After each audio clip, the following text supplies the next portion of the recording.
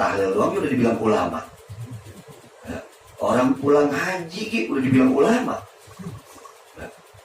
Padahal begitu belum tentu semua penceramah ulama, belum tentu. Ada juga ulama yang kagak ceramah, ada. Tapi kita nggak bisa menafikan juga banyak juga ulama yang juga ceramah. Tapi nggak semua ulama itu penceramah. Ya kalau zaman sekarang penceramah gitu ya. Dan nggak semua penceramah itu bisa kita bilang ulama kalau ngelihat tarifnya, definisinya ulama. Ulama itu ahlul ulum, setidaknya dia menguasai berbagai macam disiplin ilmu. Berbagai disiplin ilmu minimal dia kuasain, itu ulama. Nah, kalau cuma sekedar ceramah doang malas semua bisa. Tukang obat lebih jago.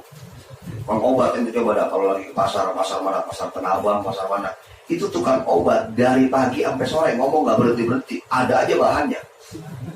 Betul nggak? Coba penceramah ngomong sejam setengah dia udah bingung. Habis ini ngomong apa lagi ya? Habis ini ngomong apa lagi? Tapi tukang obat coba dari pagi sampai sore nggak berhenti, ada aja bahannya dia ngomongin.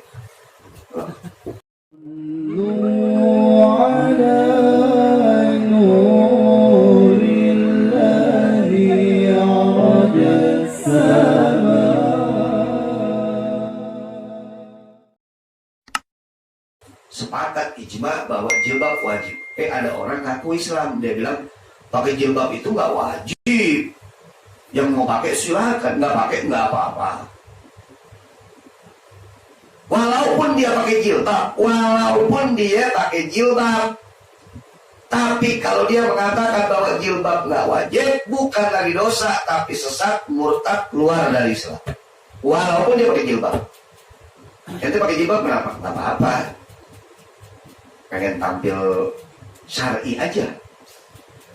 Tapi tahu kan bahwa jilbab hukumnya wajib? Enggak, jilbab nggak wajib. Tapi lu ngapa pakai jilbab? Gue pengen pakai aja.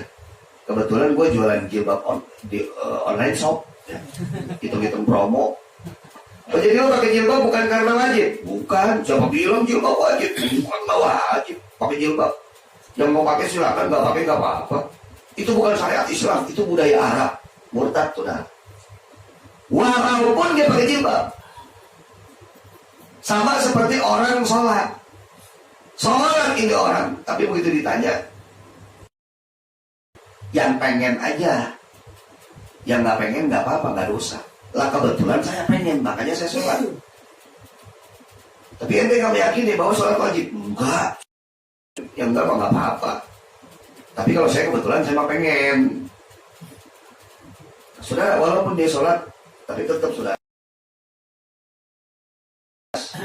paham. Hati-hati, zaman sekarang modelnya begitu, saudara. Jangan kemudian terpaku dengan sosok, tapi yang ngomong ustadz, yang ngomong kiai, yang ngomong ulama, mau siapa yang ngomong, kalau nggak sesuai dengan syariat, haram buat ikutin. Haram buat ikutin. Patokannya bukan ustadz, bukan kiai, apalagi zaman sekarang. Ya. Ulama itu nggak ada tolak ukurnya. Orang bisa ceramah udah dibilang ulama. Orang cuma baru bisa baca tahlil doang udah dibilang ulama. Ya. Orang pulang haji udah dibilang ulama. Ya. Padahal begitu belum tentu semua penceramah ulama, belum tentu. Ada juga ulama yang kagak ceramah, ada. Tapi kita nggak bisa menafikan juga banyak juga ulama yang juga ceramah. Tapi nggak semua ulama itu penceramah. Ya kalau zaman sekarang penceramah gitu ya. Dan nggak semua penceramah itu bisa kita bilang ulama kalau ngelihat tarifnya, definisinya ulama. Ulama itu ahlul ulum, setidaknya dia menguasai berbagai macam disiplin ilmu. Berbagai disiplin ilmu minimal dia kuasain, itu ulama. Nah, kalau cuma sekedar ceramah doang malas. Semua bisa, tukang obat lebih jago. Tukang obat yang coba dah kalau lagi ke pasar mana, pasar Tanah Abang, pasar mana. Itu tukang obat dari pagi sampai sore ngomong nggak berhenti, ada aja bahannya. Betul nggak? Coba penceramah ngomong sejam setengah dia udah bingung. Habis ini ngomong apa lagi ya? Ini ngomong apa lagi? Tapi tukang obat coba dari pagi sampai sore kagak berhenti, ada aja bahannya tuh diomongin. Jadi kalau cuma sekedar begitu mah, ya tukang obat dia bisa. Jadi jangan juga melihat pakaian. Wah, pakaiannya pakai imamah nih, pakai jubah, pakai gamis. Wah, ini nih yang benar-benar ulama. Belum tentu. Orang-orang baca dulu dia mah baca jungsul ya. Wah, ini nih baru ulama yang begini nih, tawaduk nih. Lihat tokoh, lihat pecinya gitu. Hampir udah bulu banget. Kokohnya gitu, coba lihat aja tuh. Kainnya, kancingnya udah beda-beda warnanya. Yang atas putih, yang tengah hitam, yang ini yang begini, yang tawaduk nih. Ya, yang begini nih justru nih belum tentu. Bisa jadi dia modelnya begitu pengen dibilang sama orang tawaduk, ceramahnya lembut. Nah ini nih yang begini nih yang bener nih, lembut, santun. Yang begini nih yang bener. Aku kayak ono teriak-teriakan kayak orang demo sampai panggung kuping gua kedengarnya kayak. Yang begini nih yang bener mah nih santun, lembut. Nah yang begini belum tentu saudara. Kalau memang isinya benar dan lembut, ikutin. Kalau misalkan dia ceramahnya keras, isinya nggak benar, ya jangan diikutin juga. Tapi kalau misalkan isinya benar, walaupun ceramahnya keras, ya nggak apa-apa ikutin. Daripada ceramahnya lembut, santun, tapi isinya nggak sesuai sama syariat, haram buat kita ikutin. Ada ustadz misalkan penceramah, ceramahnya lembut, santun. Ya sudahlah ya, kita di majelis kita nggak mau ngomongin politik, tidak mau ngomongin pejabat, tidak mau ngomongin presiden, biarkan mereka dengan urusannya.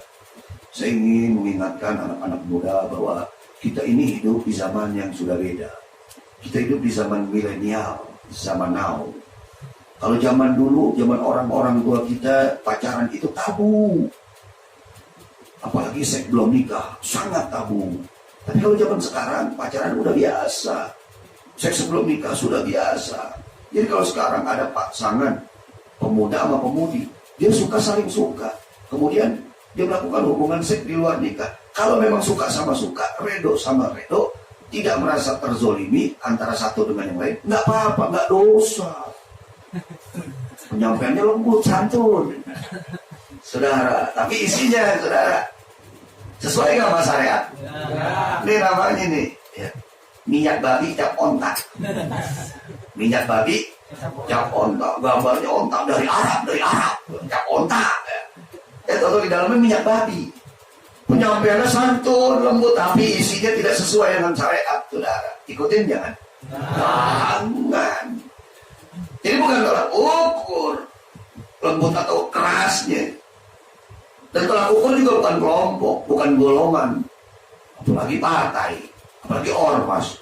Wah ini ormas kita ini, pokoknya salah benar kita ikutin dia. Ya, sudah teruji, yang lain belum tentu benar ya. Wah, nggak begitu saudara. Yang kita ikutin ini syariat yang dibawa oleh Nabi kita Muhammad Sallallahu Alaihi Wasallam, yang kemudian diteruskan oleh para ulama yang lurus, yang istiqomah. Ya.